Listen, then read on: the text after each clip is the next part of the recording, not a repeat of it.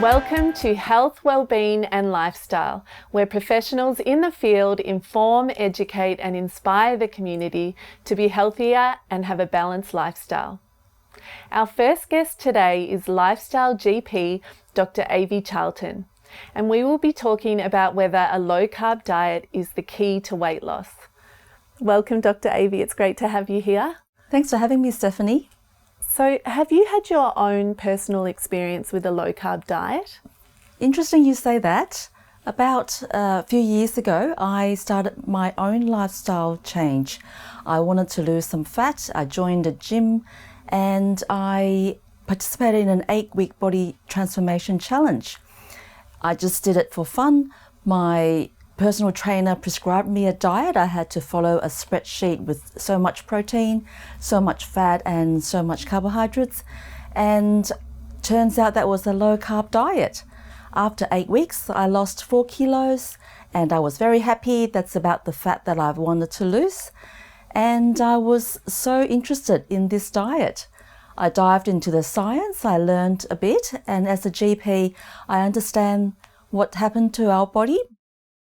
So I learned a bit more, did lots of courses, and I started to use it on my patients. I started to tell my patients that we need to really cut back on carbohydrates if you want to lose weight. The carbohydrates include the sugar, the processed foods, and also the bread, potato, pasta, lots of processed foods that's got sugar in the ingredients. There's actually so many different names of sugar and the marketing try to hide it. It's 56 names of sugar. So you really have to look at the labels and understand what's in the package. So with the low carb diet, we have to really cut back on the carbohydrates and we have to eat much more of meat, eggs, chicken, fish and pork and lamb and veggies. With the vegetables, we need to concentrate on eating above ground vegetables rather than the starchy potatoes, sweet potatoes and pumpkins, all those starchy vegetables. And if we prioritize eating more protein, adding healthy fat to our diet, that is a really low carb diet. We can include a little bit of fruit, especially the berries are low carb fruit, and really stay away from high sugar fruit. If we eat when we're hungry, reducing the amount of snacks that we eat, that will help us to burn our fat that we don't want, and that will help with losing weight. A standard Australian diet or standard American diet is usually 200 to up to 500 grams of carbohydrates a day, especially when you eat cereal and oats and bread and then desserts and sugar and maybe some snacking on some chocolate. So a low carb diet is usually below 50 to 100 gram a day. And there's also variations called ketogenic diet, which is even less, like less than 20 gram of carbohydrates a day. So going on a low carb diet is dramatically reducing your carbohydrate intake, and we can teach our body to not burn the glucose that we eat, and we can start to burn the fat that we want to get rid of. Quite often doing that, we can reduce our bloating, our bowel gets better, and we can reduce our belly fat. We can feel better, feel more energy and feel more vibrant, and we can deal with our day-to-day stresses better. So with more meat in the diet, I think we sometimes think there'll be an increase in cholesterol levels. Is that the case? Yeah, a lot of people are worried about eating too much fat, too much meat will increase your total cholesterol. There's actually new science saying that it's not just the total cholesterol that is of worry. It's more the triglyceride, which is the other part in the cholesterol profile, and the good cholesterol, which is the HDL. So some people have heard that about the ratio. So the ratio between the triglyceride and the HDL is much more important and informed us the risk of heart disease, cardiovascular risk, rather than the total cholesterol. So there's new science saying that inflammation is important about increasing your risk of heart attacks, and the total cholesterol might not be as important, and the bad cholesterol might not be so important either. So we really should look at the whole profile, the whole person, to assess the risk of heart attacks. I see. Very interesting. And do you have any advice for our viewers for them to embark on this journey now of a low-carb diet? Anything they can start today? Yeah, absolutely. With changing your lifestyle, changing your diet, it's important for your viewers to follow a program or seek help with a professional that is in tune with dealing with the low-carb diet. They can do it gradually, especially with reducing sugar and processed foods. Nobody should be eating too much sugar and processed foods. It's highly inflammatory, it damages your health, and it's highly addictive. So once you start eating a piece of chocolate, you want to eat more chocolate, more sugars. And the next step is eating more protein, more real food, eggs, chicken, fish, meat. And quite often that will improve the health, improve the nutrition. We can add lots of vegetables, above ground vegetables, staying away from too much starchy vegetables. And we can learn to read food labels. Don't eat too much processed foods and chemicals, numbers.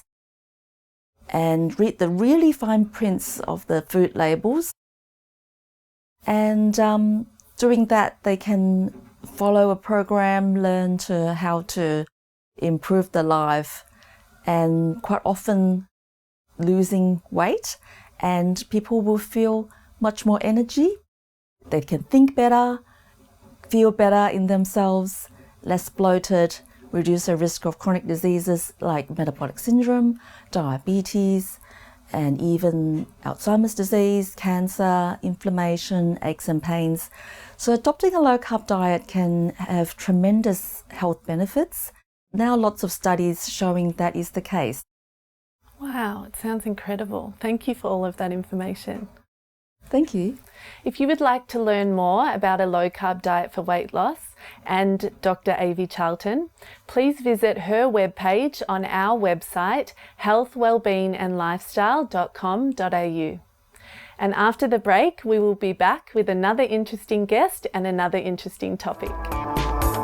Stay tuned. After the break, holistic counsellor Barbara Jackson will be talking about the benefits of sound healing.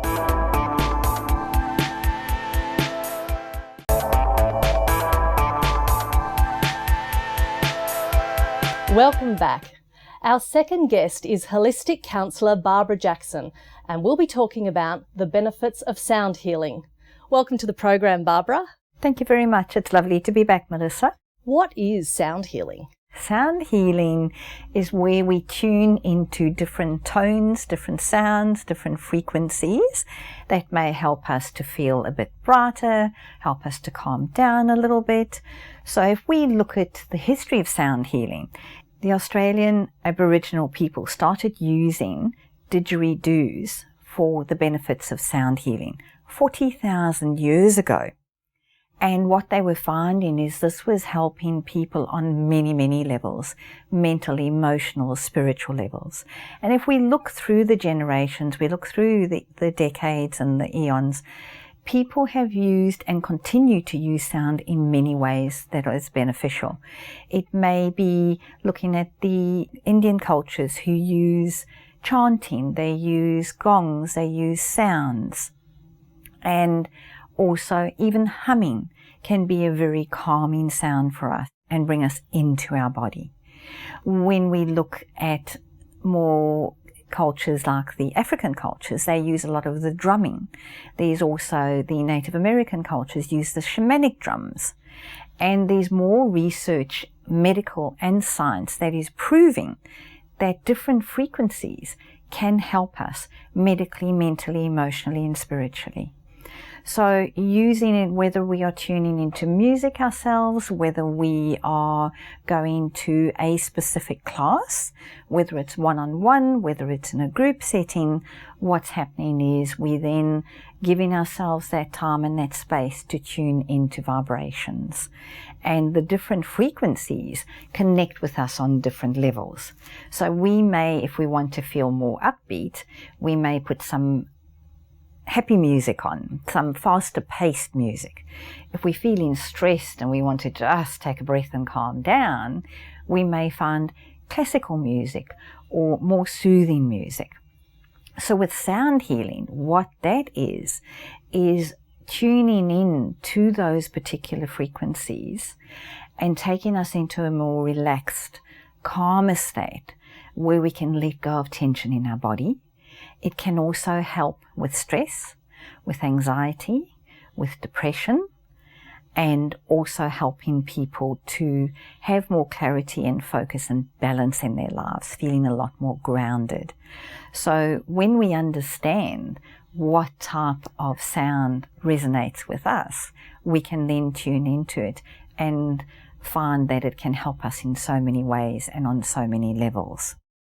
Do you think sound healing is for everyone? Can everyone get some benefits? Absolutely. So when I started talking, I couldn't say 2 words together without stuttering really badly. My grandmother taught me how to sing my sentences, because when we sing, it's very melodic and the words flow into each other. When we speak, the words are cut off in between each word. And that is how I learned to speak without stuttering. You look at people on some of these programs, people who have Tourette's.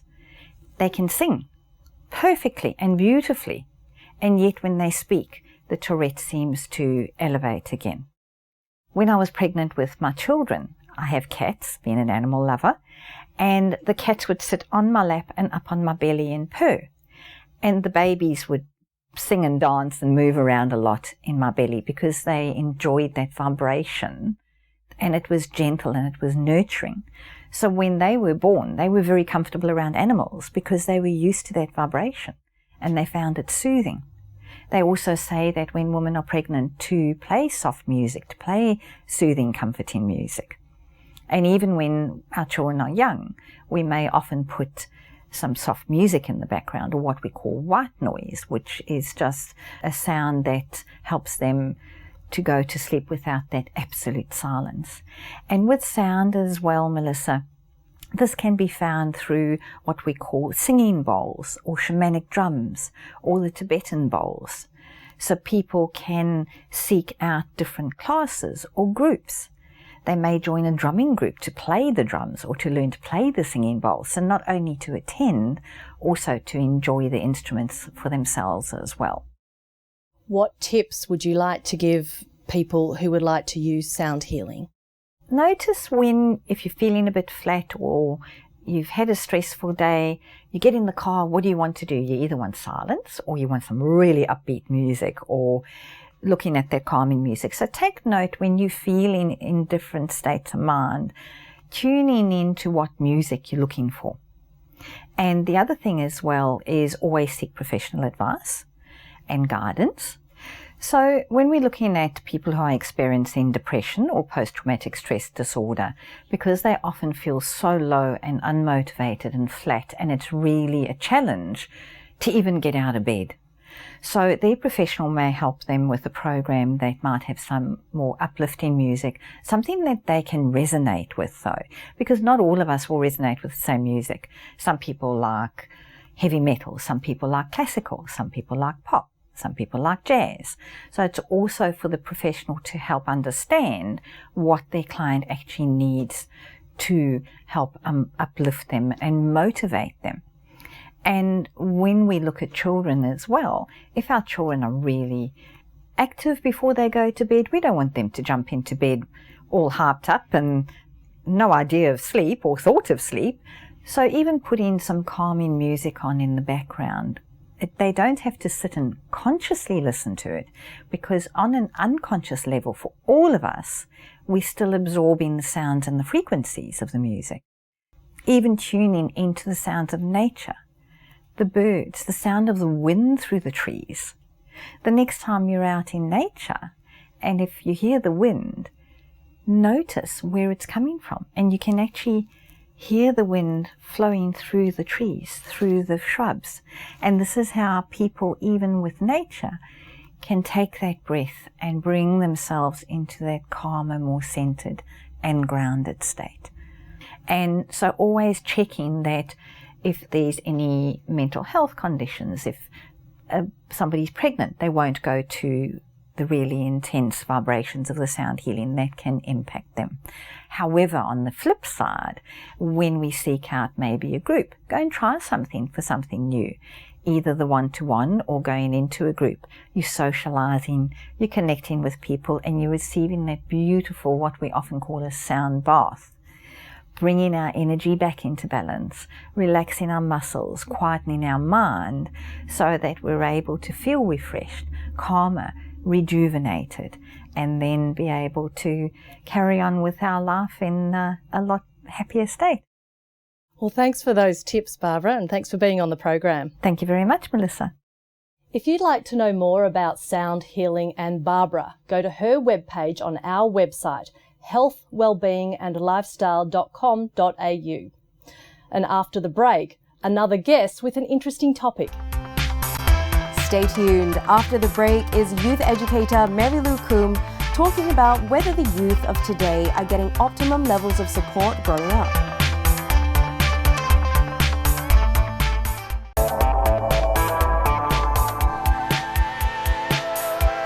Welcome back, and our last guest for today is youth educator Marilou Coombe, and she's going to be talking about whether the youth of today are getting the optimum level of support that they need as they grow up. Welcome, Marilou. Hi, thank you for having me today. It's our pleasure. So tell me, are the youth of today getting the optimum level of support as they grow up? There's two parts to that question, two-part answer. There's a part where I say yes, they are, as far as what government and schools and so on are doing. Like, I'll give you an example. Growing up, we only had TAFE, high school that you went to. And if you didn't fit into either of those, well, bad luck kind of thing, you're a dropout. Whereas now kids have a lot more option in different pathways that they can follow, whether it's online learning, whether it's VCAL, whether it's trades. So there's a lot and so much more I probably don't even know about, but there is so many more choices there for them. That's just like in one area. For example, if you want to have a look at the mental health of young people, growing up, we didn't even have wellbeing coordinators at school. Tough luck if you were having an issue, like that was on the parents to go find you somebody. Whereas now there's that available at school. There's a whole bunch of organizations like Headspace, a lot of things out there for youth that are available. And I think all these things are great. However, why I say no is because we're still seeing higher rates of anxiety, higher rates of youth issues. Let's just lump everything under like youth issues without going into the details. And so I question sometimes how effective all these choices are when we're still not getting those optimal results. Like we've got higher anxiety in children, high depression in children, low self-belief. So my question is with, why aren't these things that are as effective as they can be? And that to me is there's something lacking.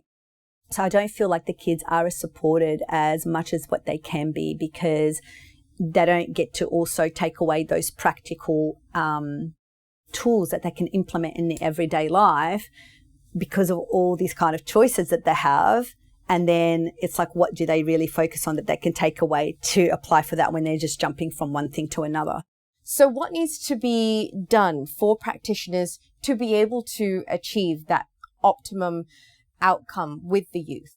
So a few things as a youth practitioner myself, and as well as an educator, I think it's really, really important to fill your own cup first. I have seen way too many practitioners, whether they're working for themselves or working for somebody else, like as a youth worker, psychologist, counsellor, wellbeing coordinator at school, is a lot of the time they're quite burnt out and they're not looking after themselves. Now, we can give all the tools and all the processes to young people, but if our energy is not matching that and we're worn out, kids speak energy more than anything. So they're going to be unconsciously listening to that. Yeah. I can't tell a young person to self-care and give them a whole plan on how to self-care and how to look after themselves better if I'm not looking after myself as a practitioner. So this was quite a big problem, to have for kids that needed it right now, right here. And they're under-resourced. I feel like we're quite under-resourced in this area. We create these great organizations that can support our kids, but then they're under-resourced and we can't access them as quickly as what we need to for immediate emergency issues that are happening in real life, you know, rather than waiting that 6-9 months wait where a child in particular has already moved through that problem, is into something else now, and it escalates. Yeah. So I feel like that's a really big issue that practitioners are facing in particular. So I would say fill your own cup first, make sure you're taking care of yourself, walk your talk with young people. I think that's really, really, really important. And then look for outside resources of yourself to support that young person if you can't as a practitioner. I think that's really important. So what advice would you give to everyone in that sector as a whole? So whether they're a practitioner, part of an organization, parents, or even the youths who are looking for support? I go back to always filling our own cup first. I think that is really, really important. And I think as practitioners and, you know, organizations and so on, we're constantly going in thinking we have to fix a young person up. Well, there's nothing to fix about a young person. What they really need is to feel supported, to feel heard, to feel seen, to feel like they've got a space where they are feeling safe to be able to unpack and unload. I think that's the most important thing. What we need to do is focus on making them feel like they are a human, having an experience, rather than the experience fitting the human. So what I mean by that is there's no cookie cutter for working with young people. My favorite phrase that I do say is meet the young person where they're at, rather than their label or the diagnosis or any of that sort of stuff. So I think that's really important, because then that creates a space for that young person where they feel like, hey, you see me for who I am, you understand me, you get me, rather than being focused on the processes or on the bureaucratic side of stuff, or on what we need to tick off a list, or, you know, our kids must learn gratitude, or our kids must learn resilience, where it's like, no, collaborate, work with that kid, meet them where they're at, work with their nervous system to get them those results, rather than what fits in that box. Could you expand for me what it means to meet them where they're at? How do I do that? So let me give you an example of how to meet a child where they're at. Quite often we come in with a label or a diagnosis, and it's like we need to fit them into this box, rather than just talking to the actual child and seeing exactly what's going on for them and working on that with them, rather than the whole label, because of whatever condition they have. Thank you so much for joining us today, Marilou. Thank you for having me here. If you would like to know more about the youth getting the support they need as they grow up, or more about Marilou, you can head over to her webpage, which is on our website, healthwellbeingandlifestyle.com.au. That is it for today's episode, but we'll see you back again soon.